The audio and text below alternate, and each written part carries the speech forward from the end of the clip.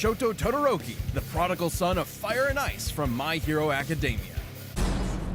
From his right side, Todoroki can summon intense bouts of cold, freezing the air or even creating massive glaciers of ice. Teen, Shoto named this super iceberg something badass. Heaven-piercing ice wall! He can create sheets of ice to slide on or propel himself forward as if riding a Heeley. While he can't manipulate the ice after he's launched it, he has extremely precise control over its initial release. He can even freeze opponents so thoroughly that they are frozen both inside and out, effortlessly causing necrosis and shattering body parts.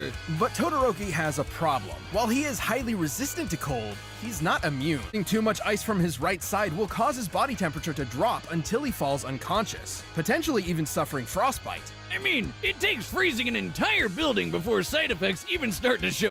But with cold and hot combined, they could counter each other's weaknesses. While he's much less proficient with fire given his lack of experience with it, this half of his quirk is identical to Endeavor's. His fire is hot enough to melt Tetsu, whose body can turn to steel, which means it can reach temperatures over 1600 degrees. He can blast fire like a raging inferno, form walls of flame to block off areas, and use his evil dad's signature technique, flash fire. Flash fire is a method of compressing flame under super hot temperatures before releasing it in a single strike.